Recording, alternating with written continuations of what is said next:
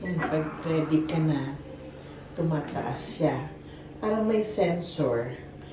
Then on the sides, itong setting nila sa bidet.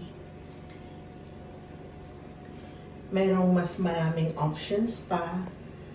Siguro kung mga talagang malahaling hotel. Yung sa amin hindi naman masyadong mahal. Kaya siguro ganun lang. Pero maganda naman ang hotel, malinis. And that's more important. Dito sa Toyoko Inn Hotel in Osaka, dito kami naka-check-in. And almost everywhere you go, the toilet in Japan is so clean. I only encountered 2 which is not so clean, and there was no bidet. One in their terminal train station, and the other one was in public places.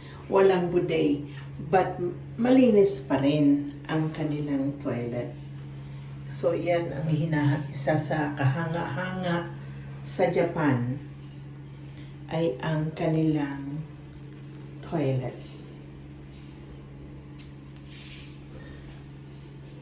Hindi siya nagsasara.